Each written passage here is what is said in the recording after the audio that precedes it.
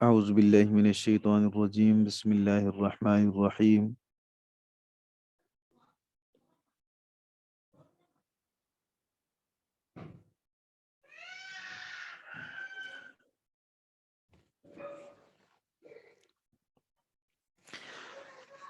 فمن اظلم ممن کذب علی اللہ وکذب بالصدق اذ جاءہ، تو اس سے بڑا ظالم کون ہوگا جو اللہ پر جھوٹ بولے، وکذب بالصدق، اور سچ کی تکذیب کرے، جھٹلائے، اذ جاءہ، جب سچ اس کے پاس آ جائے۔ الیس فی جہنم مثوی للکافرین، کیا دوزخ کافروں کا ٹھکانہ نہیں ہے؟ آیت مبارکہ کا ایک مطلب تو وہ ہے جو ترجمے سے واضح ہے، سوالیہ انداز میں تخویف اور زجر کی جا رہی ہے، ڈانٹا جا رہا ہے۔ اس سے بڑا ظالم کون ہوگا جو اللہ پر جھوٹ بولے کہ اللہ نے محمد صلی اللہ علیہ وسلم کو رسول نہیں بنایا، مشرکین اس کا انکار کرتے تھے، تو یہ جھوٹ تھا اللہ پر، حالانکہ اللہ رب العزت نے رسول بنایا ہے۔ اور ایک مطلب تو اس کا یہ ہے۔ دوسرا مطلب حضرت شاہ عبد القادر رحمہ اللہ تعالی نے اس کا ترجمہ اس آیت کا یہ کیا کہ اگر نبی نے اللہ رب العزت کے ساتھ جھوٹ بولا تو اس نے بڑا برا کیا۔ اگر نبی نے جھوٹ موٹ خدا کا نام لیا تو اس نے بڑا برا کیا، اور اگر نبی سچا اور تم نے جھٹلایا تو تم سے بہت زیادہ برا کیا، یہ تم سے برا کون ہے؟ یعنی انہوں نے شاہ عبد القادر رحمہ اللہ تعالی نے آیت میں ممن کذب علی اللہ اور کذب بالصدق دونوں کا مصداق الگ الگ بیان کیا۔ یہ بھی پہلے بھی اس طرح کی بات گزر چکی ہے، اور آیت کا مطلب یہ ہوگا کہ اگر تو رسول اللہ صلی اللہ علیہ وسلم اللہ کی طرف جھوٹ بولے، یہ بھی بڑا، یہ تو ظلم ہے، لیکن اگر وہ خود وہ سچے ہوں اور یقیناً وہ سچے ہیں تو پھر تمہارا انہیں جھٹلانا یہ بہت بڑا ظلم ہے۔ فمن اظلم ممن کذب علی اللہ وکذب بالصدق اذ جاءہ الیس فی جہنم مثوی للکافرین۔ اب اللہ کی طرف سے یہ فیصلہ سنایا گیا ہے کہ اہل کفر کو جہنم نصیب ہوگی، جہنم ان کا ٹھکانہ ہے۔ والذی جاء بالصدق وصدق به، اور وہ ذات جو سچ لے کر آئی، وصدق به، اور اس سچ کی تصدیق کی، اولئک هم المتقون، وہی لوگ متقی ہیں۔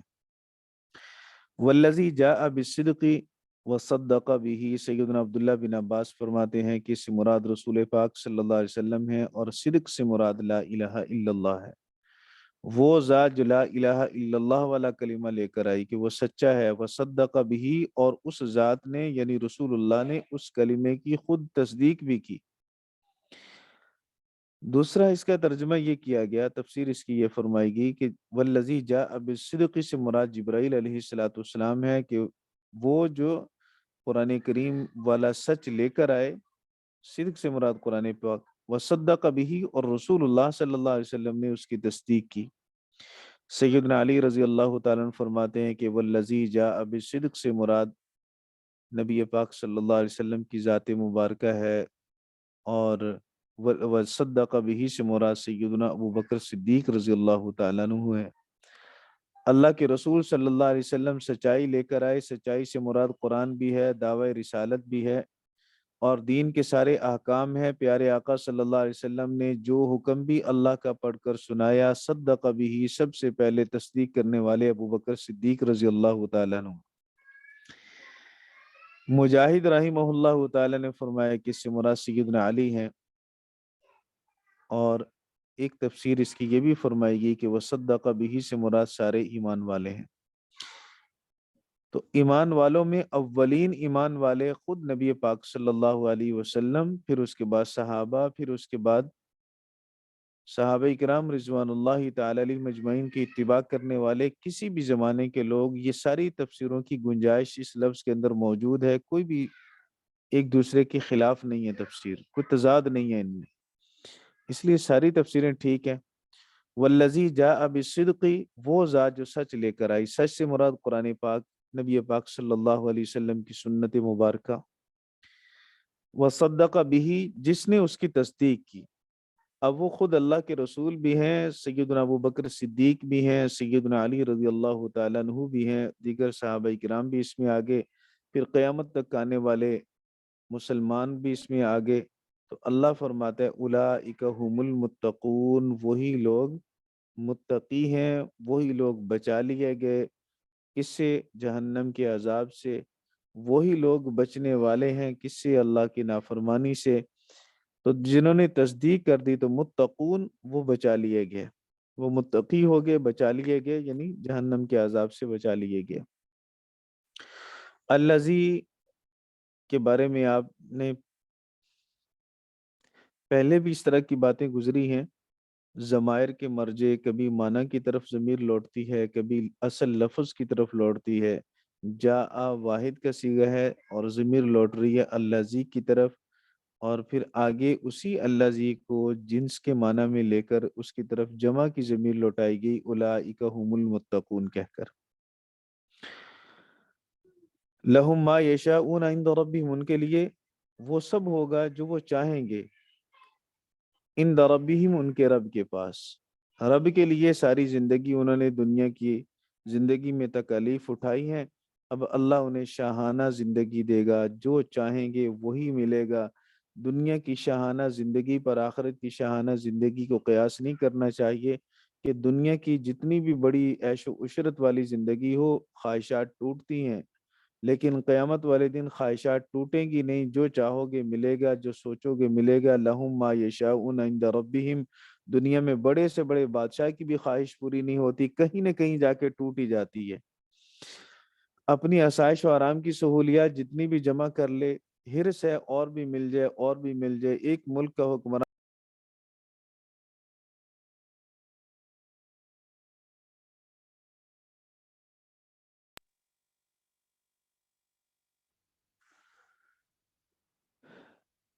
क़यामत वाले दिन ख्वाहिशात टूटेंगी नहीं। आवाज कटती है। जी, अब तो आ रही है ना? ये अब आ रही। जी, ज़ालिका जज़ाउल मुहसिनीन, यही बदला है नेकी करने वालों का। मुहसिनीन का माना एहसान करने वाले। और किस पर एहसान करने वाले? अपनी जानों पर।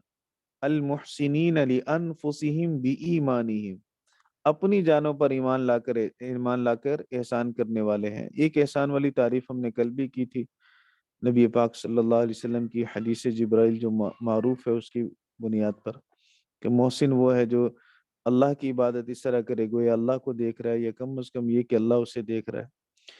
तो ज़ालिक जज़ाउल मोहसिनीन की एक तफसीर ये भी फरमाएगी कि मोहसिनीन लिअनफुसिहिम बिईमानिहिम, वो ईमान की वजह से अपनी जानों पर एहसान करने वाले हैं। चूंकि पीछे ईमान की बात आ गई, तस्दीक की बात आ गई, अल्लाह रब्बुल इज़्ज़त ने इन लोगों को ये बदला क्यों दिया? ईमान की तौफीक मिली, अल्लाह के रसूल की बातों की तस्दीक की तौफीक मिली, लियुकफ्फिरल्लाहु अन्हुम अस्वा अल्लज़ी अमिलू, ताकि अल्लाह रब्बुल इज़्ज़त उनके बुरे कामों का कफ़ारा कर दे।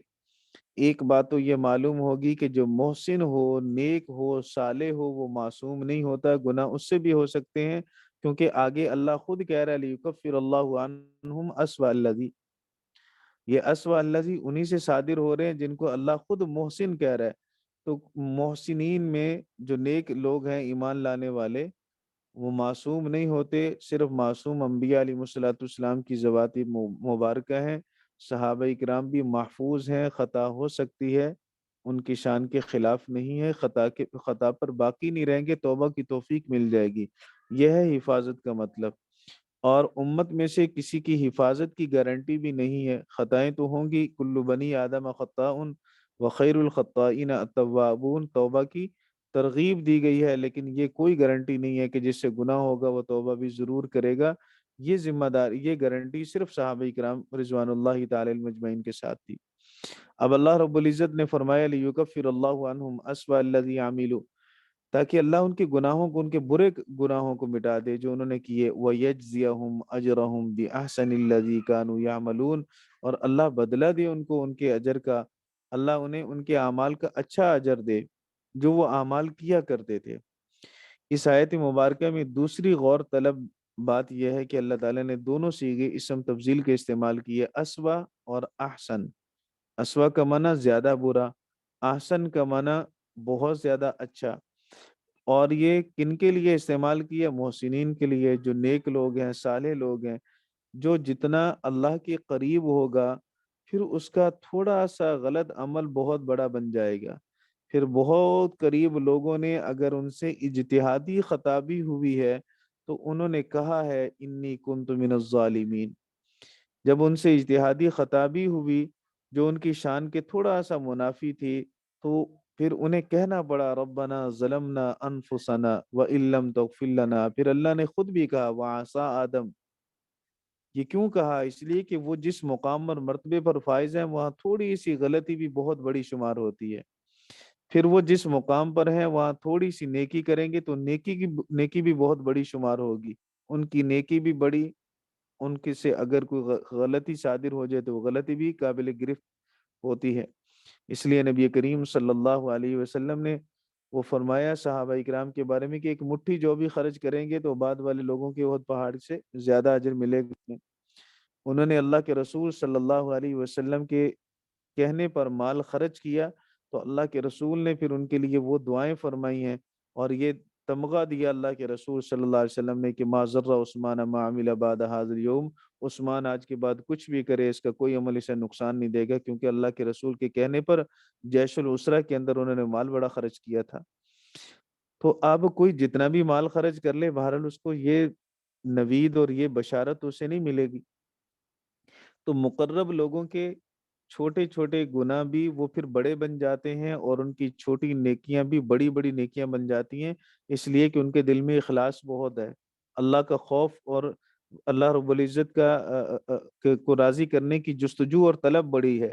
اور چھوٹی برائی بڑی کیوں بن رہی ہے؟ اس لیے کہ وہ اللہ کے قریب ہے، انہیں تو یہ بھی نہیں کرنی چاہیے تھی۔ انہیں تو اللہ کا عرفان حاصل ہے، ذات الہی کی پہچان حاصل ہے۔ ہم گناہ کر رہے ہیں، ہم تو جاہل ہیں اس چیز سے، ہمیں تو اللہ کی ذات کا عرفان حاصل نہیں ہے، ہمیں اس درجہ کی پہچان حاصل نہیں ہے اللہ کی۔ بہرحال یہ اللہ رب العزت نے دو لفظ اس میں اسم تفضیل کے استعمال فرمائے۔ حضرت مولانا شبیر احمد عثمانی رحمہ اللہ تعالی نے اس پر یہ نقطہ لکھا جو میں نے عرض کیا۔ علیہ اللہ بکافٍ عبدہ، کہ اللہ اپنے بندے کے لیے کافی نہیں ہے؟ استفہام تقریری ہے، بات کو پختہ کرنے کے لیے سوال کیا جا رہا ہے کہ واقعتاً اللہ اپنے بندے کو کافی ہے۔ جب آپ مشرکین آپ کو ڈراتے ہیں وہ یخوفونک بالذین من دونہ، وہ ڈراتے ہیں آپ کو اللہ کے علاوہ سے۔ ومن یضلل اللہ فما لہ من ہاد، کون جسے اللہ گمراہ کر دے اس کو کون ہدایت دینے والا ہے؟ یہ ایسے بدبخت ہیں توحید کے دلائل سن کر جو عقل کے بھی موافق ہیں، نقل کے بھی موافق ہیں، پھر بھی ان کا انکار کرتے ہیں اور پھر الٹا آپ کو ڈراتے ہیں اگر آپ نے ہمارے بتوں کی تردید نہ چھوڑی بت صاحب ناراض ہو جائیں گے اور پھر آپ کا کوئی نہ کوئی نقصان ہوگا، ہم ذمہ دار نہیں ہے۔ بھائی کب آپ کو ہم نے کہا کہ ہمارے ذمہ دار بنو؟ بابا جی ناراض ہو گئے تو پھر آپ کی ایسی تیسی ہو جائے گی اور پھر کوئی نہ کوئی مصیبت پریشانی آ جائے گی۔ اللہ کی ناراضگی دن رات کرتے ہیں، وہاں تو کبھی یہ ڈر اور خوف نہیں آیا۔ معلوم نہیں انہوں نے غیر اللہ کو کیوں اتنا طاقتور سمجھ لیا۔ تو بہرحال اللہ رب العزت نے نبی کریم صلی اللہ علیہ وسلم کے لیے یہ بات ارشاد فرمائی، اس لیے بعض مفسرین نے تو یہ رائے اختیار کی کہ یہ خاص ہے نبی پاک صلی اللہ علیہ وسلم کے لیے، لیکن جمہور حضرات کی رائے یہی ہے کہ علیہ صلی اللہ بکافٍ عبدہ، یہ اللہ کے ہر بندے کے لیے ہے۔ کوئی بھی بندہ جب اللہ رب العزت پر بھروسہ کامل کرے گا پھر اسے کسی دشمن سے ڈرنے کی ضرورت نہیں ہے۔ وَمَن يَهْدِ اللَّهُ فَمَا لَهُ مِن مُضِلٍّ، جسے اللہ ہدایت دے دے اس کو کوئی گمراہ کرنے والا نہیں۔ علیہ صلی اللہ بعزیز ذی انتقام، کیا اللہ غالب نہیں ہے؟ جب اللہ غالب ہے تو پھر بات اسی کی ماننی چاہیے۔ ذی انتقام، انتقام لینے والا بھی ہے، جب انتقام لینے والا ہے تو اس کے انتقام سے ڈرنا چاہیے۔ وَلَئِن سَأَلْتَهُم مَّنْ خَلَقَ السَّمَاوَاتِ وَالْأَرْضَ، اگر آپ ان سے پوچھیں کہ کس نے آسمان و زمینوں کو پیدا کیا، لَيَقُولُنَّ اللَّهُ، تو ضرور بھی ضرور کہیں گے کہ اللہ نے۔ قُلْ أَفَرَأَيْتُم مَّا تَدْعُونَ مِن دُونِ اللَّهِ، تو پھر فرما دیجئے کہ تمہارا کیا خیال ہے، تم ہی بتلاؤ کہ ما تدعون من دون اللہ، جنہیں تم اللہ کے سوا پکارتے ہو۔ ان ارادنی اللہ بضر هل ہن کاشفات ضرہ، اگر اللہ رب العزت میرے ساتھ کسی نقصان کا ارادہ کر لے، ضرر کا ارادہ کر لے، هل ہن کاشفات ضرہ، کیا وہ اس کے نقصان کو دور کرنے والے ہیں، ہٹانے والے ہیں؟ ایک تو اللہ رب العزت کی طاقت اور قوت کو بیان کیا گیا، پھر تقابل اس انداز میں کیا گیا کہ ان کے بتوں کے لیے ضمیر مؤنث کی لائے، مؤنث ویسے ہی کمزور ہوتی ہے، عورت کمزور ہے، تو ان کی کمزوری کی طرف اشارہ ہے کہ یہ تو صنف نازک کی طرح ہے۔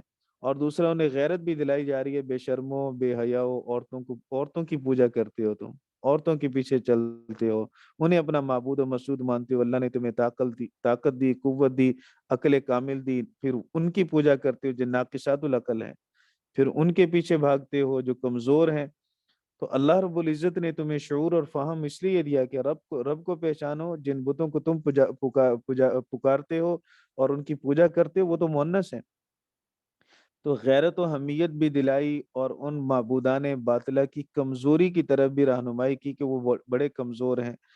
حل ہن کاشفات ضرہ او ارادنی برحمت، یا اللہ میرے ساتھ رحمت کا ارادہ کرے، حل ہن ممسکات رحمت ہی، کیا کہ اللہ کی رحمت کو وہ روک سکتے ہیں؟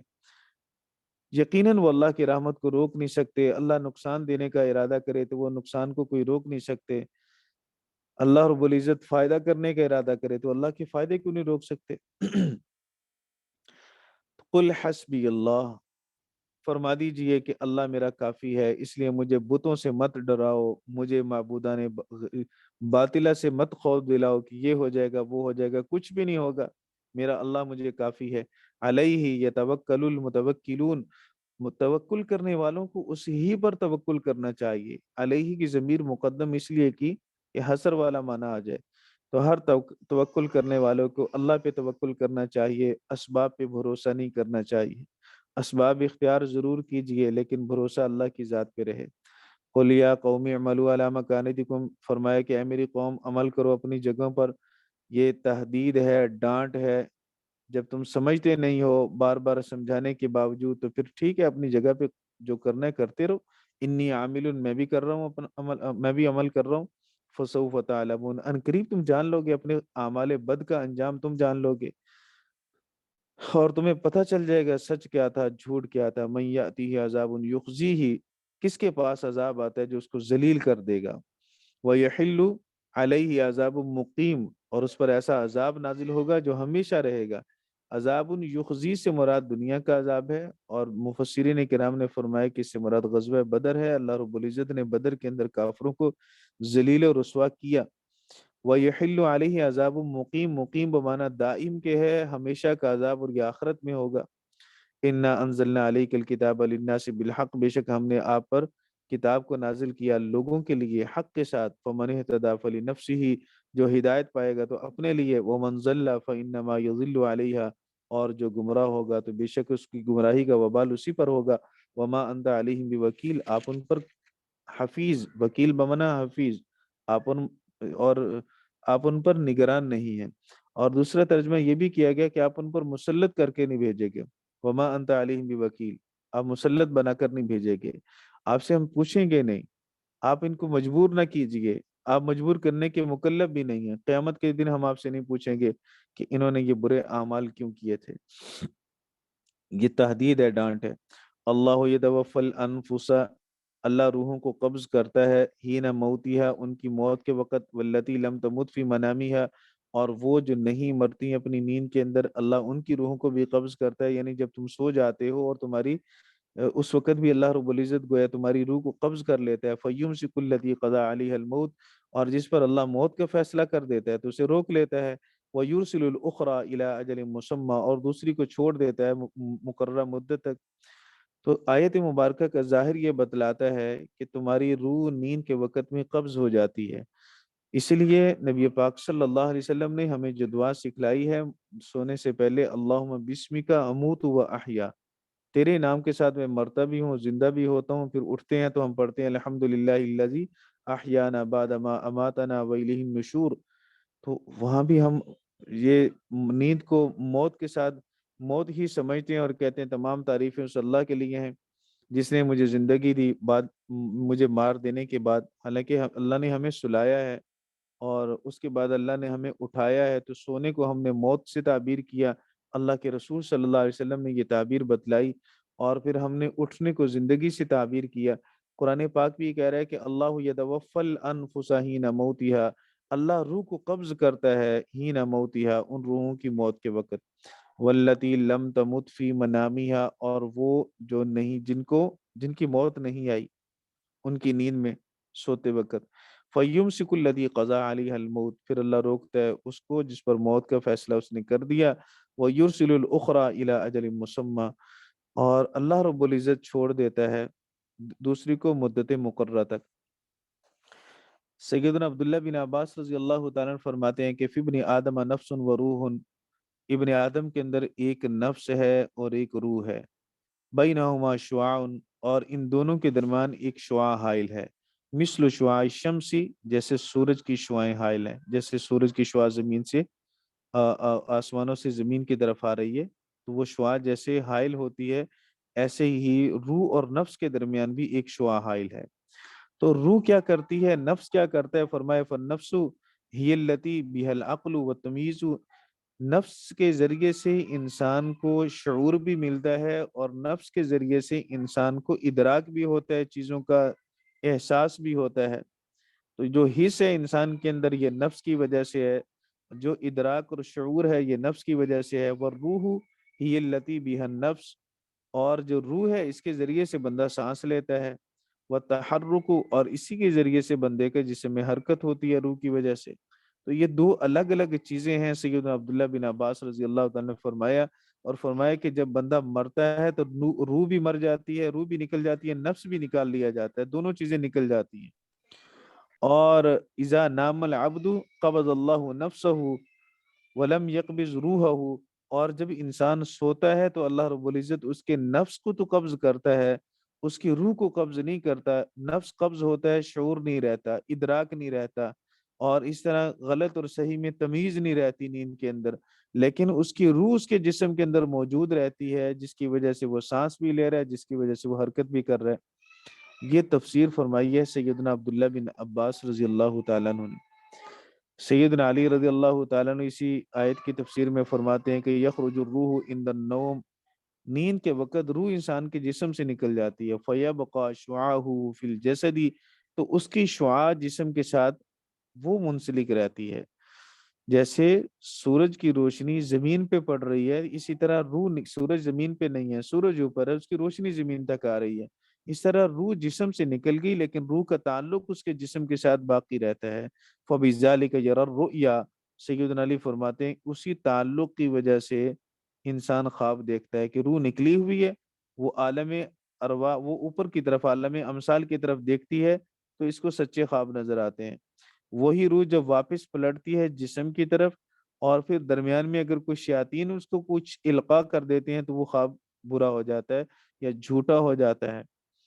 تو فَإِذَا انْتَبَهَ مِنَ النَّوْمِ عَادَ الرُّوحُ إِلَى جَسَدِهِ، جب جسم انسان کا بیدار ہوتا ہے نیند سے تو فوراً روح جسم کی طرف لوٹتی ہے، پلک جھپکنے سے بھی پہلے پہلے، اتنی رفتار ہے روح کی کہ فوراً واپس آ جاتی ہے۔ سیدنا علی رضی اللہ تعالیٰ نے جو تفسیر فرمائی یہ معالم و تنزیل میں ہے، اور یہ آیت کے الفاظ کے قریب قریب ہے زیادہ۔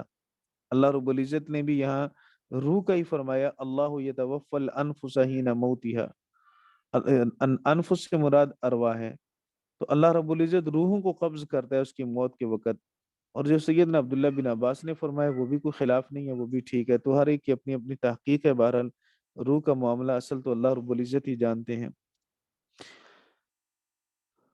اس میں نشانیاں ہیں، ان فی ذلک لآیۃ لقوم یتفکرون، اس میں نشانیاں ہیں ایسی قوم کے لیے جو غور و فکر کرتے ہیں، چونکہ یہ مسئلہ تھوڑا باریکی کا ہے، غور و فکر کرنے سے ہی سمجھ میں آئے گا، بغیر غور و فکر کے سمجھ نہیں آئے گا، اس لیے غور و فکر کرنے والوں کے لیے اس میں نشانیاں ہیں۔ ام اتخذوا من دون اللہ شفعاء، کیا ان لوگوں نے اللہ کے سوا سفارشی بنا لیے، جبکہ اللہ کے سوا تو کوئی بھی سفارشی نہیں ہے۔ قل اولو کانوا لا یملکون شیئا ولا یعقلون، کہہ دیجئے کہ اگرچہ وہ نہ کسی چیز کے مالک ہوں نہ عقل رکھتے ہوں تب بھی وہ سفارشی ہیں، کچھ نہ کچھ ملکیت تو ہو نا، اختیار تو ہو، جبکہ اللہ کے سوا کسی کو کوئی اختیار نہیں۔ پھر اس جہان میں، جس جہان میں اللہ رب العزت خود اعلان کرے گا لمن الملک اليوم، آج کے دن بادشاہت کس کی ہے، کوئی نہیں بولے گا، اللہ خود ہی کہے گا کہ اللہ کی بادشاہت ہے آج کے دن۔ تو اس دن کے اندر پھر کس کو ہمت ہوگی کہ وہ اللہ سے جبرن کچھ منوا سکے، سفارش کر سکے، کیونکہ مشرکین تو جبری شفاعت کے قائل ہیں۔ تو اللہ فرماتے ہیں قل اولو کانوا لا یملکون شیئا ولا یعقلون، عقل بھی نہ ہو، سمجھ بھی نہ ہو، ملکیت بھی نہ ہو، کسی چیز کے مالک نہ ہو، عقل تو ہو، لیکن یہ تو وہ ہیں جن کے پاس عقل بھی نہیں ہے، شعور بھی نہیں ہے کسی چیز کا، اس سے بھی آگے گئے گزرے، دیوانے اور مجنون ہیں۔ قل قل قل للہ شفاعت جمیعہ، کہہ دیجئے کہ ساری کی ساری شفاعت اللہ کے لیے ہے، کیونکہ مالک وہ ہے، خالق وہ ہے، تو شفاعت کے اختیار بھی اسی کے پاس ہے۔ اب وہ جس کے لیے چاہے گا تو سفارش کرنے کا اختیار کسی کو دے دے گا، اور جس کے لیے سفارش کرنے کی اختیار دے گا اسی کے لیے وہ سفارش کر سکے گا۔ تو اللہ رب العزت کے پاس ہی سفارش کا اختیار ہے، کسی اور کے پاس نہیں ہے۔ لہو ملک السماوات والارض، اسی کے لیے بادشاہت ہے آسمانوں اور زمینوں کی۔ یہ اسی چیز کی تعلیل ہے جو پہلی بات کہی گئی، قل اللہ شفاعت، قل للہ شفاعت جمیعہ، شفاعت ساری کی ساری اللہ کے لیے ہے۔ لہٰذا اللہ کے لیے کیوں ہے؟ اس لیے کہ بادشاہ وہ ہے، کوئی اور بادشاہ ہے نہیں، کوئی اور اس کا مقابل ہے نہیں۔ ثم الیہ ترجعون، پھر اسی کی طرف تم لوٹائے جاؤ گے۔ وَإِذَا ذُكِرَ الَّذِينَ مِن دُونِهِ إِذَا هُمْ يَسْتَبْشِرُونَ، نہیں، وَإِذَا ذُكِرَ اللَّهُ وَحْدَهُ، اور جب ایک اللہ کا ذکر کیا جائے، وَإِذَا ذُكِرَ اللَّهُ وَحْدَهُ اشْمَأَزَّتْ قُلُوبُ الَّذِينَ لَا يُؤْمِنُونَ بِالْآخِرَةِ، تو ان لوگوں کے دل منقبض ہو جاتے ہیں، ان لوگوں کے دلوں میں نفرت آتی ہے۔ اشمعزت کا معنی نفرت کے ساتھ بھی کیا گیا اور انقبضت کے ساتھ بھی کیا گیا۔ نفرت ان کے دلوں میں آتی ہے اور وہ دل منقبض ہوتے ہیں، یعنی نہ سننے، جب موڈ نہ ہو کسی چیز کو نہ سننے کا تو بندہ اکتایا اکتایا سا ہوتا ہے دل، اور چہرے پہ اس کے آثار نظر آتے ہیں۔ اس کو کہتے ہیں اشمعزت۔ اشمعزت کا معنی مفسرین کرام نے فرمایا کہ ایسی گھٹن جو دل کے اندر ہو اور اس کے آثار چہرے پہ آ جائیں، اور استبشار اس خوشی کو کہتے ہیں جو دل کے اندر ہو اور اس خوشی کے آثار چہرے پہ آ جائیں۔ اب مشرکین کی حالت یہ ہے کہ جب اللہ کی توحید بیان کی جاتی ہے تو ایسے عجیب سے منہ بن جاتے ہیں ان کے، کہ وہ نفرت اندر کی گھٹن چہرے پہ واضح ہو رہی ہوتی ہے کہ یہ سننا نہیں چاہتے، ناگوار ہے انہیں۔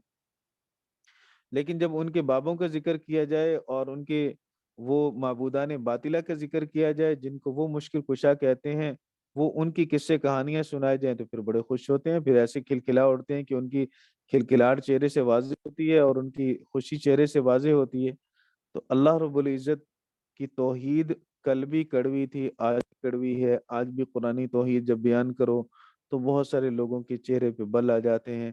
ابھی ہم نے پیچھے آیت میں پڑھا کہ اللہ کسی کو فائدہ پہنچانا چاہے، کائنات میں اس فائدے کو کوئی روکنے والا نہیں۔ اللہ کسی سے فائدے کو روک لے تو کوئی اس فائدے کو پہنچانے والا نہیں ہے۔ تو نفع نقصان کا مالک اللہ، پھر اس بات پہ ذرا زور دے کے کہہ کے دیکھ لو، بہت سارے لوگ اس پہ ناراض ہوں گے، بہت سارے لوگوں کو اس پہ تکلیف اور حیرانگی ہوگی۔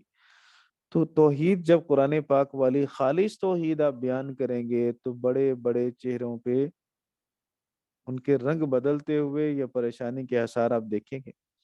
تو اللہ رب العزت فرماتا ہے وَإِذَا ذُكِرَ اللَّهُ وَحْدَهُ اشْمَأَزَّتْ قُلُوبُ الَّذِينَ لَا يُؤْمِنُونَ بِالْآخِرَةِ، یہ کیوں دل بدلے ہیں؟ کیونکہ آخرت پر یقین نہیں، اللہ کے سامنے جواب دہی کا ڈر نہیں انہیں۔ اللہ کے سامنے جواب دہی کا ڈر ہوتا تو ہر چیز کا کرتا دھرتا اللہ ہی کو سمجھتے، وہی مشکل کشا، وہی حاجت روا، کوئی اور مشکلوں کو دور کرنے والا نہیں، کوئی اور حاجتوں اور پریشانیوں کو دور کرنے والا نہیں۔ وَإِذَا ذُكِرَ الَّذِينَ مِن دُونِهِ، جب ان کے اللہ کے سوا لوگوں کا ذکر کیا جائے، اِذَا هُمْ يَسْتَبْشِرُونَ، تو اچانک خوش ہو جاتے ہیں جیسے بڑی کچھ چیز انہیں مل گئی ہے۔ قل قل اللہم فاطر السماوات والارض عالم الغیب والشہادہ، کہہ دیجئے کہ زمین و آسمان کا پیدا کرنے والا اللہ ہے، عالم الغیبی، غیب کا جاننے والا ہے، والشہادتی، اور ظاہر کا جاننے والا بھی ہے۔ انت تحکم بین عبادک، آپ ہی اپنے بندوں کے درمیان فیصلہ فرمائیں گے، فی ما کانوا فیہ یختلفون، ان میں جن میں وہ اختلاف کیا کرتے ہیں۔ قل اللہم فاطر السماوات والارض، اللہ کی قدرت کا بیان ہے، اللہ جیسا قادر کوئی نہیں، اللہ کی قدرت کاملہ کا بیان ہے، اور اللہ کی قدرت کاملہ میں کوئی شریک نہیں ہے۔ عالم الغیب والشہادہ کے اندر اللہ کے علم کی کاملیت کو بیان کیا گیا ہے۔ اللہ رب العزت کا علم ایسا کامل ہے، اللہ کی صفت علم کے اندر بھی کوئی شریک نہیں ہے۔ انت تحکم بین عبادک، اس میں اللہ رب العزت کے جزا و سزا کی اختیار میں بھی کوئی شریک نہیں ہے، وہ وحدہ لا شریک ہے اس اختیار کے اندر بھی۔ لہٰذا جس قہری جبری صفات کے مشرک قائل ہے اللہ رب العزت پر ایسی کسی کی شفاعت نہیں چلے گی۔ فیصلے کا دن اسی کے قبضے قدرت میں ہے، وہی فیصلہ کرے گا ان چیزوں میں جن میں بندے اختلاف کرتے ہیں۔ یہ آیت مولانا ان آیات مبارکہ میں سے ہے جس کو پڑھیں گے تو اس کے بعد اگر دعا کی جائے گی تو دعا اللہ رب العزت قبول فرماتے ہیں۔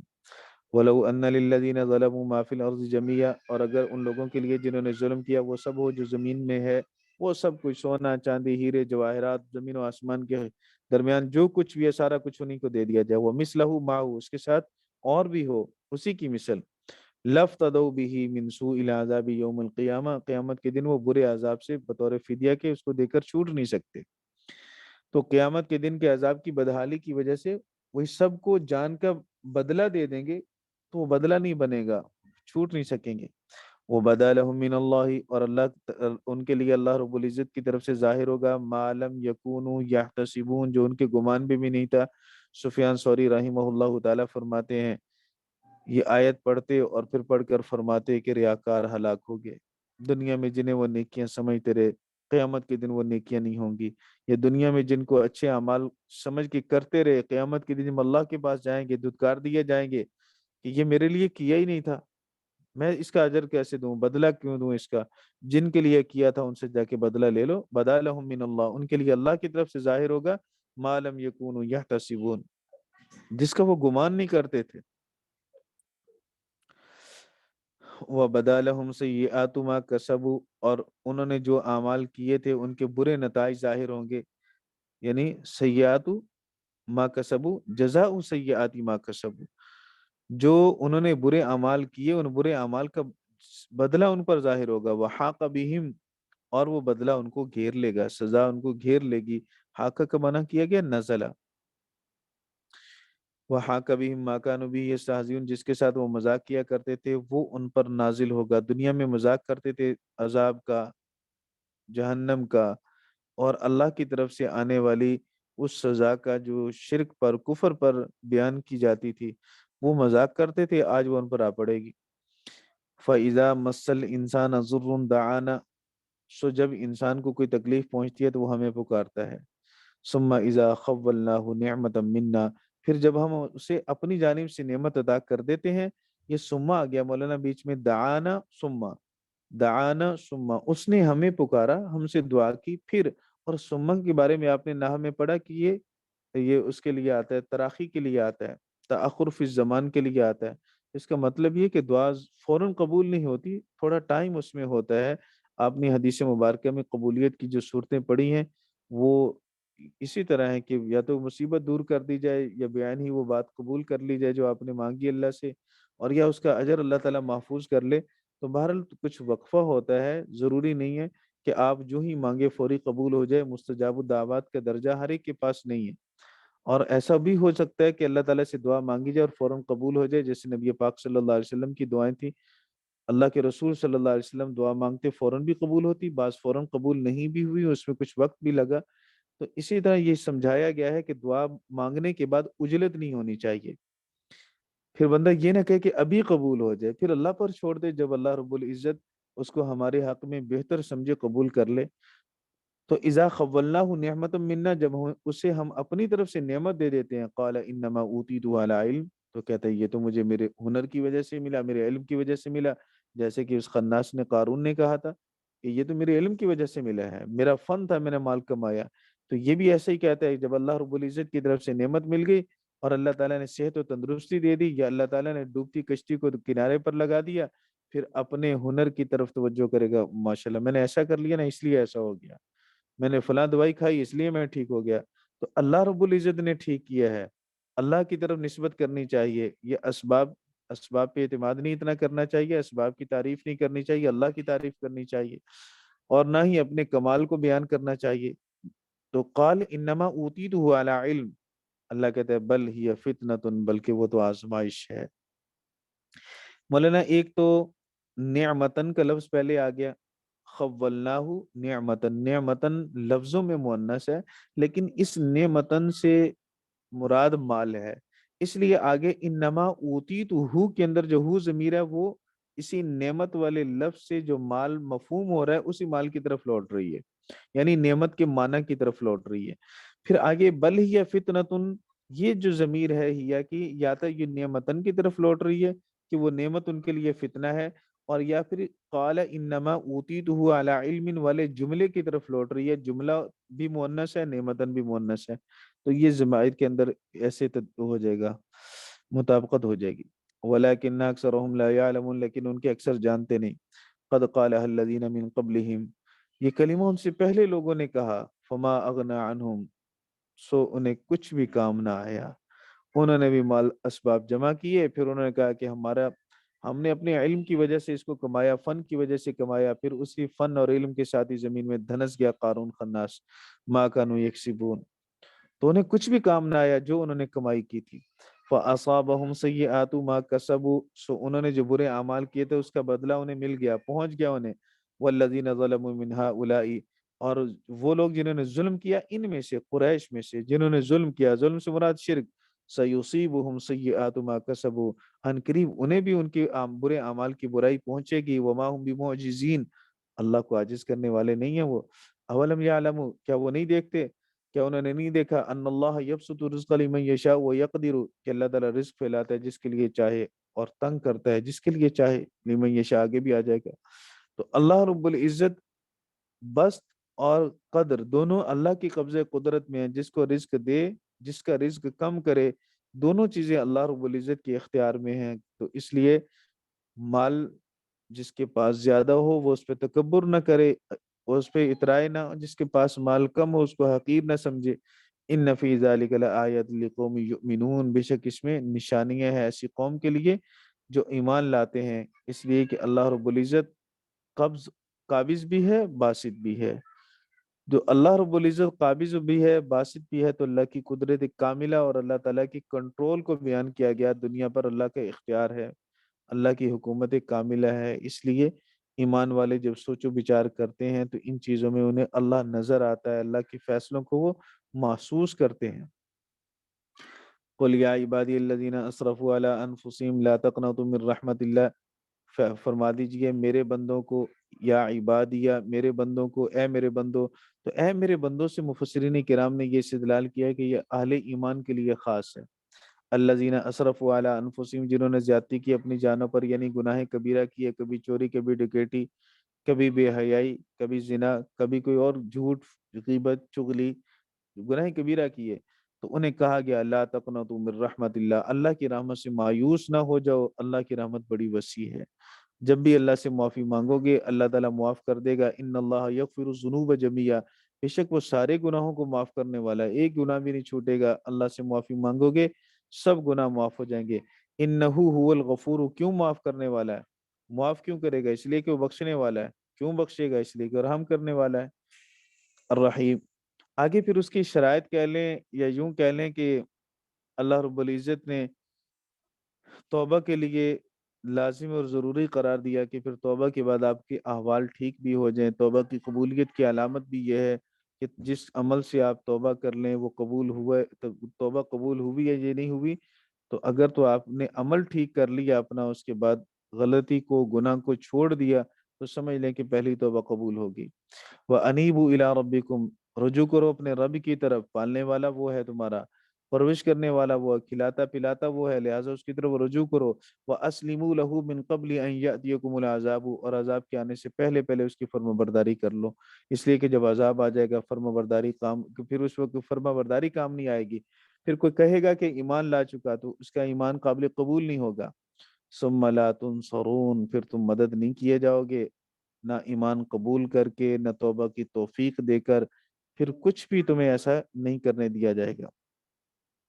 وَاتَّبِعُوا أَحْسَنَ مَا أُنزِلَ إِلَيْكُم مِّن رَّبِّكُمْ، اور اتباع کرو اس بہترین کی جو نازل کیا گیا تمہاری طرف، تمہارے رب کی طرف سے، من قبل ان یأتیکم العذاب بغتۃ، تمہارے پاس عذاب کے اچانک آ جانے سے پہلے پہلے، اچانک عذاب آنے سے پہلے پہلے اللہ کے قرآن کو، اللہ کے قرآن کو سمجھ لو، اس کی اتباع کر لو۔ اتباع کب کریں گے، جب اس کو صحیح طور پہ سمجھیں گے۔ تو اللہ رب العزت کے قرآن کو سمجھ کر اس کی اتباع کر لو۔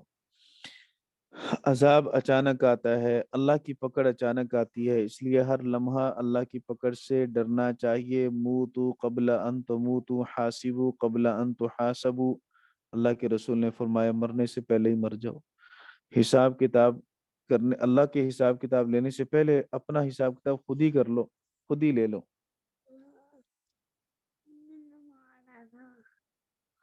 وَأَنْتُمْ لَا تَشْعُرُونَ، اور تمہیں شعور بھی نہ ہو اس چیز کا۔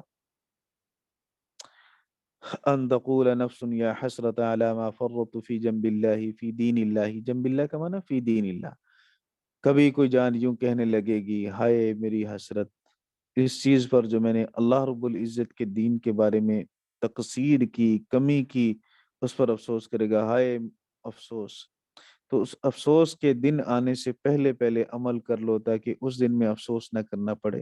وَإِن كُنتُ لَمِنَ السَّاخِرِينَ، بے شک میں تو مذاق اڑانے والوں میں سے تھا، اور دنیا میں مذاق اڑاتے تھے۔ ان الذین اجرموا كانوا من ان الذین اجرموا كانوا من الذین آمنوا يضحكون، ایمان والوں پہ ہنستے تھے۔ وَإِذَا مَرُّوا بِهِمْ يَتَغَامَزُونَ، کنکیوں سے دیکھتے تھے تو نہ کرو نا، تو ایمان والوں کا مذاق اڑایا کرتے تھے، دنیا میں اسلامی احکام کا مذاق اڑایا کرتے تھے، جنت کا مذاق، جہنم کا مذاق، حوران جنت کا مذاق۔ آج کل لوگ اسی پہ لطیفے بنا رہے ہیں، بدبخت لوگ تو چیزوں کا مذاق اڑاتے ہیں، شاعر اسلام کا مذاق اڑاتے ہیں۔ آج دیکھ لیا اپنی آنکھوں سے، جنت بھی ہے، جہنم بھی ہے، نظام عدل بھی اللہ کا قائم ہے، اور اللہ کی زمین اور اللہ کا آسمان، یہ ساری چیزیں اس وقت جب قیامت کا منظر دیکھیں گے تو سب کچھ پھر انہیں سامنے آ جائے گا، تو اس دن پھر افسوس کے سوا اور کچھ بھی نہیں ہوگا۔ او تقول، یا وہ کہے گا، او تقول لو ان اللہ ہدانی، کاش میرا اللہ مجھے ہدایت دے دیتا، لکنت من المتقین، تو یقیناً میں متقیوں سے، متقی لوگوں میں سے ہو جاتا۔ ملبہ پھر بھی دوسرے پہ ڈالنا، اپنے آپ کو اطمینان، جھوٹی تسلی دینے کے لیے کہے گا کاش اللہ مجھے ہدایت دے دیتا۔ اللہ رب العزت نے تو ہدایت دی ہے دنیا میں، ہدایت اللہ نے دی قرآن اتار کر، ہدایت دی رسول کو بھیج کر، ہدایت دی نائبین رسول کو بھیج کر۔ ہدایت کا مطلب، توفیق کا مطلب یہ ہے کہ اسباب خیر متوجہ ہو جائیں آپ کی طرف، اسباب خیر تو اللہ نے دیے سارے۔ او تقول حین تر العذاب، یا وہ کہے گا جب وہ عذاب دیکھے گا، لو ان لی کرہ، کاش میرے لیے دنیا میں واپس پلٹنا ہوتا، فاکون من المحسنین، تو میں صرف متقی نہیں، میں تو محسن بن جاتا، میں تو نیک پارسا بن جاتا۔ لیکن کچھ بھی نہیں ہوگا، نہ دنیا میں واپس بھیجا جائے گا، نہ اس وقت کی تمنا اور آرزو کام آئے گی، کچھ بھی کام نہیں آئے گا۔ اس لیے مختلف اقوال، مختلف باتیں تو کافر کہیں گے، لیکن اس دن کے آنے سے پہلے پہلے اور ایسے جملے زبان پر آنے سے پہلے پہلے وہ کام کر لو کہ اس دن صرف خوشی ہی خوشی ہو۔ بھلا کیوں نہیں، قد جاءت کا آیاتی، اللہ کہتا ہے کیوں نہیں، جھوٹ بولتے ہو، تم کہتے ہو کہ کاش مجھے اللہ ہدایت دیتا تھا، ہدایت تو اللہ نے دی۔ قد جاءت کا آیاتی، تیرے پاس میری آیات آئیں، فکذبت بہا، تو نے ان کا مذاق اڑایا، تو نے ان کی تکذیب کی، جھوٹ بولا، جھٹلایا ان کو۔ واستکبرتا، اور تو نے تکبر کیا، بڑی اکڑ تھی تیرے اندر، ساری اکڑ آج نکل گئی۔ وکنت من الکافرین، اور تو کافروں میں سے تو ہو گیا، اپنی اختیار سے تو کافر ہوا ہے۔ اس لیے یہ کہنا کہ کاش اللہ مجھے ہدایت دے دیتا، تو اللہ نے ہدایت تو دی ہے بھائی۔ وَيَوْمَ الْقِيَامَةِ تَرَى الَّذِينَ كَذَبُوا عَلَى اللَّهِ وُجُوهُهُمْ مُسْوَدَّةٌ، اور تو دیکھے گا قیامت کے دن ان لوگوں کو جنہوں نے جھوٹ بولا اللہ پر، ان کے چہرے سیاہ ہوں گے، عذاب میں جل کر چہرے سیاہ ہو جائیں گے، اللہ کے خوف اور جلال سے چہرے سیاہ ہو جائیں گے۔ اور تیسری تفسیر اس آیت کی فرمائے گی، حضرت تھانوی صاحب رحمہ اللہ تعالی نے لکھا کہ وہ عالم انکشاف ہے، وہاں حقیقتیں کھلیں گی، کفر کی سیاہی دل پہ ہے، اور اسی طرح شرک کی سیاہی دل پر ہے، یہ دل کی سیاہی چہرے پہ آ جائے گی، کیونکہ وہاں اب تو کس کے دل میں کفر ہے، یہ شرک ہے، کسی کو کیا معلوم کہ اس کے دل کے اندر کیا ہے۔ اور آپ نے یہ حدیث میں سنا پڑا کہ گناہ کرتے ہیں تو سیاہ نقطہ دل پہ لگتا ہے، اب کس نے دیکھے نقطے، لیکن قیامت کے دن وہ ساری نقطے اور سیاہی چہرے پہ آ جائے گی، چہرے سیاہ ہو جائیں گے۔ اس لیے فرمایا الذین کذبوا علی اللہ، جن لوگوں نے اللہ پر جھوٹ بولا، وجوہہم مسودہ، ان کے چہرے کالے ہوں گے، کالے چہروں سے پہچان لیے جائیں گے۔ دنیا میں بہت سارے لوگوں کے اب کالے لباس ہیں، قیامت والے دن چہرے کالے ہو جائیں گے خناسوں کے، دل بھی کالے، لباس بھی کالے، چہرے بھی کالے، بس کالے سیاہ کالے۔ الیس فی جہنم مثوی للمتکبرین، کیا جہنم تکبر کرنے والوں کا ٹھکانہ نہیں ہے؟ یقیناً ہے۔ وَيُنَجِّي اللَّهُ الَّذِينَ اتَّقَوْا بِمَفَازَتِهِمْ، اور اللہ تعالیٰ کامیاب کرے گا ان لوگوں کو جنہوں نے تقوی کیا، جنہوں نے تقوی اختیار کیا، انہیں اللہ نجات دے گا، وَيُنَجِّ اللَّهُ، اللہ نجات دے گا، الَّذِينَ اتَّقَوْا، ان لوگوں کو جنہوں نے تقوی اختیار کیا ہے، نجات کیسے دے گا؟ بِمَفَازَتِهِمْ، ان کی کامیابی کے ساتھ، لا يَمُسُّهُمُ السُّوءُ، انہیں برائی نہیں پہنچے گی، وَلَا هُمْ يَحْزَنُونَ، نہ ہی وہ غمگین ہوں گے، سوء کا معنی عذاب کے ساتھ کیا گیا، انہیں عذاب نہیں پہنچے گا، پھر عذاب سے مراد جسمانی عذاب لیا کہ یہ جسمانی عذاب کی نفی ہے، ولا ہم یحزنون سے قلبی تکلیف کی نفی ہے، نہ جسم کو تکلیف ہوگی نہ دل کو تکلیف ہوگی، کبھی جسم سلامت ہوتا ہے لیکن انسان کا دل پریشان ہوتا ہے تو دل بھی پریشان نہیں ہوگا، ایسی راحت ایسی کامیابی اللہ تعالیٰ عطا فرمائیں گے۔ اللہ خالق کل شیء، اللہ ہر چیز کا پیدا کرنے والا ہے، وہ علی کل شیء وکیل، اور وہ ہر چیز پر نگہبان بھی ہے۔ لہو مقالید السماوات والارض، اسی کے لیے ہیں زمین و آسمان کی چابیاں، کنجیاں اسی کے پاس ہیں، اور جس کے پاس کنجی ہو تو مالک بھی وہ ہوتا ہے، مطلب یہی ہے کہ اللہ رب العزت زمین و آسمان کا مالک ہے۔ والذین کفروا بآیات اللہ اولئک هم الخاسرون، اور جن لوگوں نے کفر کیا، اللہ کی آیات کا انکار کیا، اولئک هم الخاسرون، وہی لوگ خسارے والے ہیں، باقیوں کو خسارہ نہیں، اس لیے کہ خسارہ ان کا دائمی ہے۔ مؤمن گناہ گار اگر جہنم میں جائے گا بھی تو بالآخر اللہ کی رحمت کی وجہ سے جہنم سے نکل آئے گا، ایک وقت آئے گا کہ اللہ رب العزت کی رحمت کی وجہ سے جہنم سے نکل کے جنت میں چلے جائیں گے، کچھ اللہ کے رسول کی شفاعت کی وجہ سے چلے جائیں گے، کچھ اپنے اقربا کی شفاعت کی وجہ سے، علماء کی شفاعت کی وجہ سے، بالآخر جو رہیں گے وہ بھی نکل ہی جائیں گے اللہ رب العزت کی رحمت اور اللہ کے فضل کی وجہ سے۔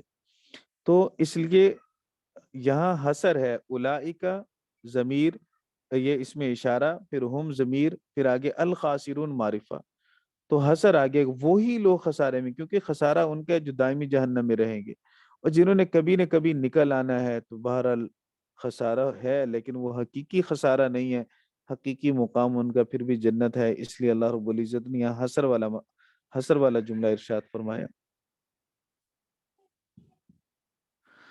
قل افغیر اللہ تأمرونی، یہ تیسری مرتبہ سورت کا دعویٰ بیان کیا جا رہا ہے۔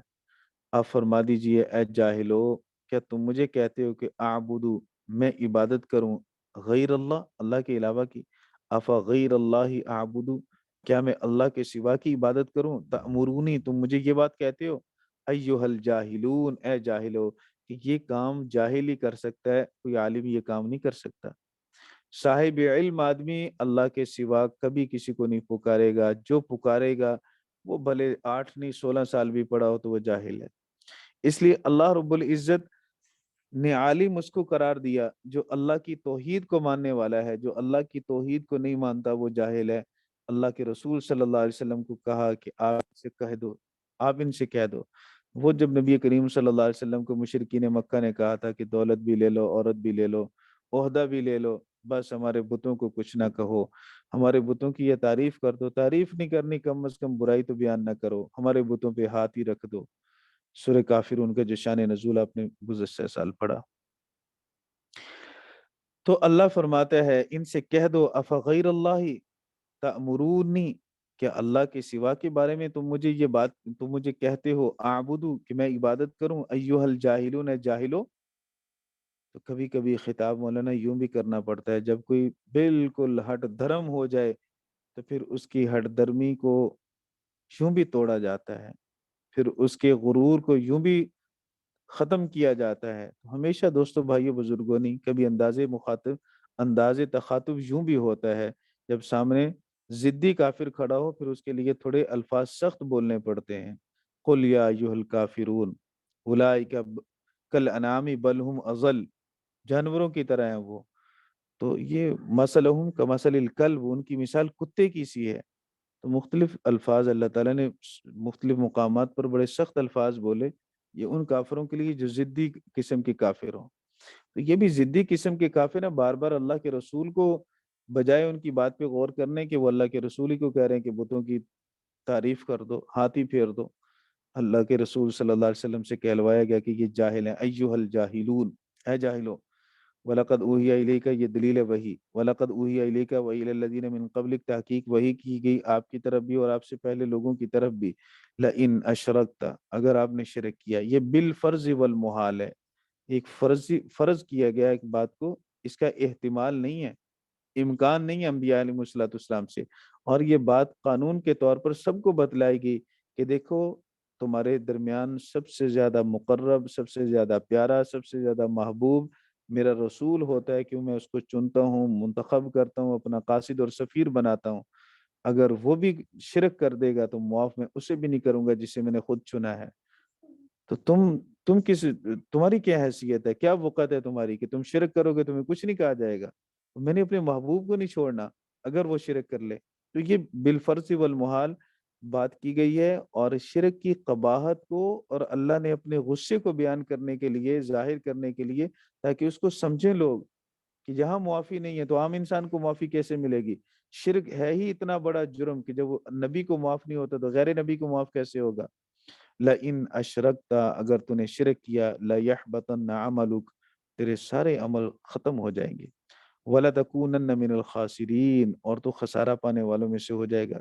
بل اللہ، بلکہ اللہ، فَعْبُدْ، اس ہی کی عبادت کر، چونکہ مفعول بھی مقدم آ گیا۔ وَقُم مِّنَ الشَّاكِرِينَ، اور شکر کرنے والوں میں سے ہو جا، قدردان لوگوں میں سے ہو جا، کہ قدردانی یہی ہے اللہ کی کہ عبادت صرف اسی کی جائے جو اللہ کے سوا کسی اور کو پکارے، اللہ کے سوا کسی اور کے آگے سجدہ ریز ہو، یہ نہ قدرہ انسان ہے، نہ شکرہ انسان ہے۔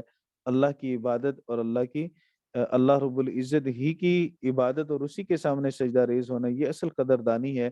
اس لیے اللہ نے فرمایا کہ وما قدر اللہ کا قدری ہی، ان لوگوں نے اللہ کی عظمت کو نہیں سمجھا، اللہ کی ایسے قدر نہیں کی جیسے قدر کرنے کا حق ہے۔ یہود نے سیدنا عزیر کو اللہ کا بیٹا بنا دیا، نعوذ باللہ۔ عیسائیوں نے سیدنا عیسیٰ بن مریم کے بارے میں کہا۔ مشرکین نے شرک کی مختلف صورتیں اور شکلیں انہوں نے گھڑی۔ والارض جميعا قبضته والارض جميعا قبضته یوم القیامت والسماوات مطویات بیمینہ، اور زمین ساری کی ساری قبضته اس کی مٹھی میں ہوگی قیامت کے دن، والسماوات مطویات بیمینہ، اور آسمان اس کے دائیں ہاتھ میں لپٹے ہوں گے۔ متقدمین نے اس آیت کو اس کے ظاہر پر ہی محمول کیا اور فرمایا کہ یہ مشتبہات میں سے ہے، اس آیت کا کیا معنی، کیا تفسیر، یہ اللہ ہی بہتر جانتا ہے، کیسے اس کے ہاتھ میں زمین ہوگی اور کیسے اس سے دائیں ہاتھ میں آسمانوں کو لپیٹا ہوگا۔ جو متاخرین مفسرین کرام ہیں انہوں نے فرمایا کہ یہ آیت اللہ کی طاقت اور قوت سے کنایا ہے، اور یہ مجاز ہے، حقیقت پر محمول نہیں ہوگا کہ آسمانوں کو اللہ لپیٹ لے اور زمین کو اپنے ہاتھ میں لے لے۔ یہ صرف طاقت اور قوت سے کنایا ہے کہ اللہ رب العزت کا غلبہ زمینوں پر بھی ہے، آسمانوں پر بھی ہے، باقی اللہ رب العزت ہی بہتر جانتے ہیں۔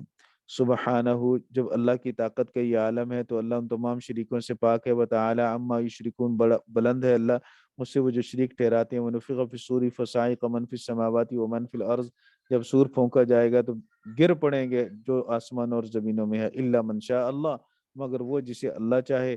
تو اللہ کن کو چاہے گا؟ مفسرین کرام نے فرمایا ملائکہ اربع، جبرائیل، میکائیل، اسرافیل، ملک الموت، حملۃ العرش، عرش کو اٹھانے والے فرشتے۔ یہ جب نفخہ ہوگا، سور پھونکا جائے گا تو ان پر اس کا اثر نہیں ہوگا، ان کی موت اس سور کی وجہ سے نہیں آئے گی، کل من علیہ فان کی وجہ سے موت بعد میں آئے گی۔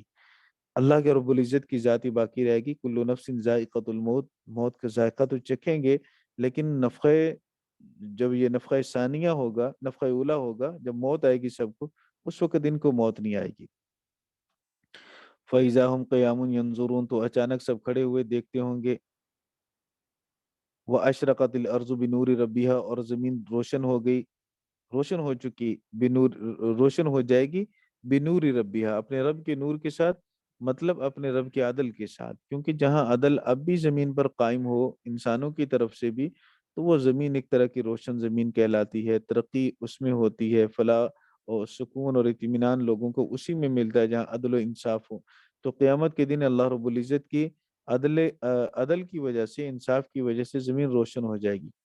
وہ وضع الکتاب، اور کتاب رکھ دی جائے گی، نام اعمال مراد ہے، نام اعمال رکھ دیے جائیں گے۔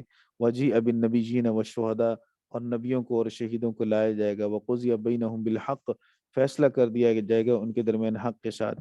جب نبی اور امتوں کے درمیان فیصلہ کر دیا جائے گا حق کے ساتھ، لوگوں کا آپس میں ایک دوسرے کے ساتھ فیصلہ کر دیا جائے گا حق کے ساتھ۔ شہداء سے مراد ملائکہ بھی، مؤمنین بھی، خود انسان کے اپنے اعضاء بھی، جو گواہی دیں گے ادھر۔ وَهُمْ لَا يُظْلَمُونَ، ظلم نہیں کیا جائے گا. وَوُفِّيَتْ كُلُّ نَفْسٍ مَا عَمِلَتْ، ہر نفس کو پورا پورا بدلہ دیا جائے گا جو اس نے عمل کیا ہے. وَهُوَ أَعْلَمُ بِمَا يَفْعَلُونَ، اور اللہ خوب جانتا ہے جو اعمال کیا کرتے تھے. وسیق الذین کفروا الی جہنم زمرا، کافر لوگوں کو جہنم کی طرف گروہ در گروہ ہانکا جائے گا، ذلت کے ساتھ، رسوائی کے ساتھ. کس کا دل چاہے گا جہنم میں گرنے کو، جانے کو؟ دھکے دے دے کر لے جایا جائے گا، گھسیٹ کر لے جایا جائے گا. حتی اذا جاؤہا، یہاں تک کہ جب وہ جہنم کے پاس آ جائیں گے، فتحت ابوابہا، جہنم کے دروازوں کو کھول دیا جائے گا. وقال لہم خزنتہا، جہنم کا خازن داروغہ ڈانٹ کر انہیں کہے گا، توبیخاً کہے گا، الم یاتکم رسل منکم، کیا تم میں رسول نہیں آئے تھے تمہارے پاس؟ یتلون علیکم آیاتی ہی، یتلون علیکم آیات ربکم، تمہارے رب کی آیات تم پر پڑھتے تھے، تلاوت کرتے تھے. وینذرونکم لقاء یومکم ھذا، اور تمہیں تمہارے اس دن کی ملاقات سے ڈراتے تھے. کیا تم نبیوں نے آ کے تمہیں ایسا نہیں کہا؟ قالوا بلا، کہیں گے کیوں نہیں آئے تھے. ولیکن حقت کلمۃ العذاب علی الکافرین، لیکن انہوں نے جھٹلایا، تکذیب کی، اور پھر اس کی تکذیب کا نتیجہ یہ ہوا کہ عذاب کا کلمہ کافروں پر ثابت ہو گیا. قیل ادخلوا ابواب جہنم خالدین فیہا، کہا جائے گا داخل ہو جاؤ جہنم کے دروازوں میں، ہمیشہ ہمیشہ اس میں رہو. جہنم بری، لیکن جہنم میں خلود اور ہمیشگی اس سے بھی بڑی بری چیز ہے. فبئس مثوى المتکبرین، برا ٹھکانہ متکبرین کا، کیونکہ انکار تکبر کی وجہ سے ہوا تھا، اس لیے فرمایا کہ کافر متکبر ہیں. وسیق الذین اتقوا ربهم الی الجنۃ زمرا، اور جو اپنے رب سے ڈرتے رہے انہیں جنت کی طرف لے جایا جائے گا، جماعت در جماعت. ان کا جنت کی طرف لے جانا اعزاز کے ساتھ ہوگا، اکرام کے ساتھ ہوگا. حتی اذا جاؤہا، یہاں تک کہ جب وہ جنت کے پاس آئیں گے، وہ فتحت ابوابہا، اور جنت کے دروازوں کو کھول دیا جائے گا. وہ حالیہ ہے. وقال لهم خزنتها، ان کا خازن دروغہ، جنت کا دروغہ اور نگہبان ان سے کہے گا، سلام علیکم، سلامتی ہو تم پر، طبتم فادخلوها خالدین، رہو اس میں ہمیشہ ہمیشہ رہنے کے لیے داخل ہو جاؤ. وقالوا الحمد للہ الذی صدقنا وعدہ، اور وہ کہیں گے تمام تعریفیں اس اللہ کے لیے ہیں جس نے ہمارے ساتھ اپنے وعدے کو سچا کر دیا. وَأَوْرَثْنَا الْأَرْضَ، اور ہمیں زمین کا وارث بنایا. نَتَبَوَّأُ مِنَ الْجَنَّةِ حَيْثُ نَشَاءُ، ہم جنت میں جہاں چاہیں گے قیام کریں گے. فَنِعْمَ أَجْرُ الْعَامِلِينَ، عمل کرنے والوں کا اجر کتنا اچھا ہے. تو یہاں مؤمنین کہنے کی بجائے عاملین فرمایا کہ ایمان کے ساتھ عمل صالحہ بڑا ضروری ہے. إِلَّا الَّذِينَ آمَنُوا وَعَمِلُوا الصَّالِحَاتِ، اللہ نے استثناء کیا، والعصر کہہ کر قسم اٹھائی، اور پھر اللہ نے فرمایا کہ سارے انسان خسارے میں، ان الانسان لفی خسر، سارے انسان خسارے میں، گھاٹے میں. الا الذین آمنوا، مگر وہ جو ایمان لائے، وعملوا الصالحات، اور اعمال صالحہ کیے. تو ایمان کے ساتھ اعمال صالحہ ضروری، اس لیے یہاں اللہ جنت میں داخل کر رہا ہے، فرما رہا ہے فنعم اجر العاملین، عمل کرنے والوں کا اجر بہت اچھا ہے. وَتَرَى الْمَلَائِكَةَ حَافِّينَ، اور تو دیکھے گا ملائکہ کو عرش کے ارد گرد، من حول العرش یسبحون، یہ دائرے کے اندر ہوں گے، گول دائرے کے اندر ہر طرف، جیسے کعبۃ اللہ کے ارد گرد سارے نماز پڑھتے ہیں. یسبحون بحمد ربی، وہ تسبیح کرتے ہوں گے اپنے رب کی تعریف کی. وقضی بینہم بالحق، فیصلہ کر دیا جائے گا ان کے درمیان حق کے ساتھ. وقیل الحمد للہ رب العالمین، جو کہ جنت کی نعمتوں کا بیان ہوا، اللہ رب العزت کے ساتھ ملائکہ کی عاجزی، انکساری اور عبادت کا، تسبیح و تحلیل کا بیان ہوا، اور پھر حق کے ساتھ نظام عدل کا بیان ہوا. اس لیے یہ ساری اللہ کی نعمتیں ہی ہیں، ان نعمتوں پر شکر کیجئے. الحمد للہ رب العالمین، تمام تعریفیں اللہ کے لیے ہیں جو تمام جہانوں کو پالنے والا ہے. جی دوستو، بھائیو، بزرگو، آج کا سبق آسان تھا، مشکل نہیں تھا، زیادہ کوئی اتار چڑھاؤ نہیں تھا.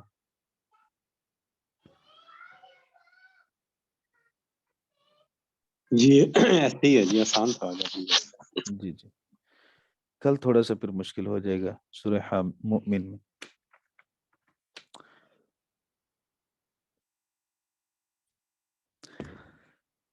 چلیں جی، کوئی سبق کے متعلق کوئی بات ہو تو پوچھ سکتے ہیں، نہیں تو آرام فرمائیں.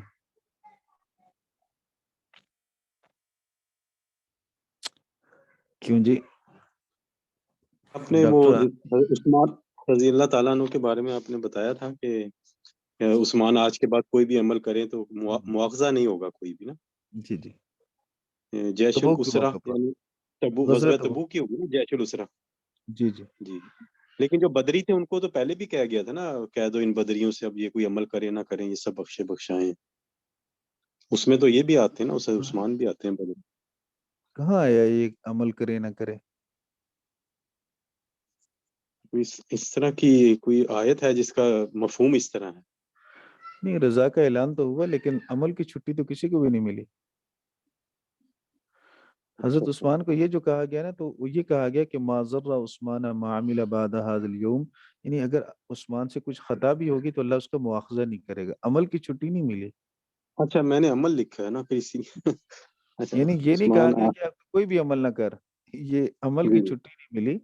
مطلب یہ ہے کہ اگر تجھ سے کوئی خطا بھی ہوگی تو نے آج اتنا اللہ کے رسول کے دل کو خوش کیا، سخاوت کی، کیونکہ 10,000 لوگوں کا، فوجیوں کا جی سامان سیدنا عثمان بن عفان نے تنہا انہوں نے انتظام کیا تھا. اور پھر تقریباً 1,000 اشرفیاں سونے کے سکے اللہ کے رسول صلی اللہ علیہ وسلم کے سامنے انہیں ڈھیر کر دیے.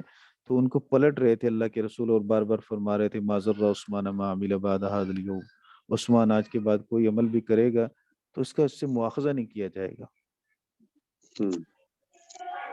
استاد جی جی جی آپ کہہ رہے تھے جب سور پھونکا جائے گا تو ملائکہ اربع اور عرش کو جو اٹھانے والے فرشتے ہیں وہ اس کے بعد پھر مریں گے نا سور کے بعد. ان کو موت نہیں آئے گی. نفخہ اچھا جو اولا ہے اس وقت موت آئے گی نا، پھر نفخہ ثانیہ میں سب اٹھیں گے اچھا تو ان کو موت نہیں آئے گی اس وقت، پھر ان کو بعد میں موت آئے گی. اس وقت موت نہیں ہوگی ان کی. استاد جی بعد میں کب؟ بعد میں اللہ کو پتا، میں تو اس وقت کچھ نہیں کر رہا ہوں گا ابھی. اور استاد جی یہ شیطان کو موت کب آئے گی؟ یہ تو یہ اسرائیل سے ملنا پڑے گا. اب ملک الموت سے پوچھنا پڑے گا.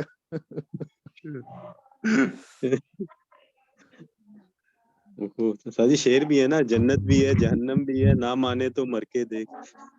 جی جی استاد جی یہ باسط کا کیا مطلب ہے؟ پھیلانے والا، اور قابض کا؟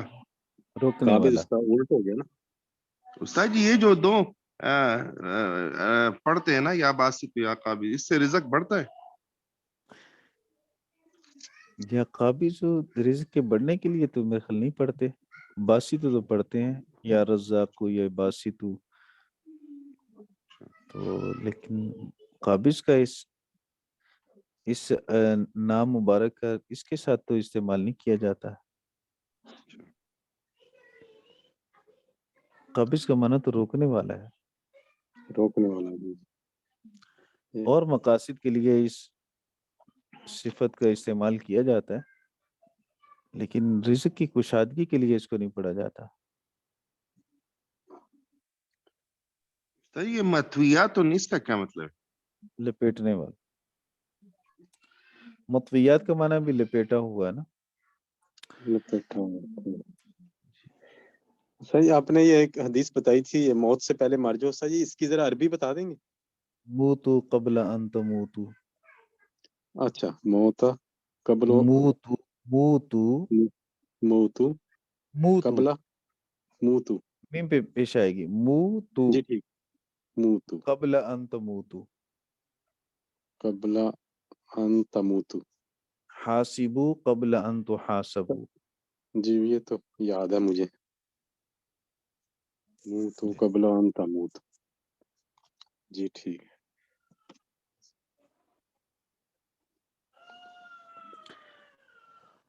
ٹھیک ہے جی. اللہ پاک ہم سب کو عمل کرنے کی توفیق عطا فرمائے. آمین. السلام علیکم ورحمۃ اللہ. وعلیکم السلام وعلیکم ورحمۃ اللہ. السلام ورحمۃ اللہ. وعلیکم السلام ورحمۃ اللہ وبرکاتہ. السلام ورحمۃ اللہ.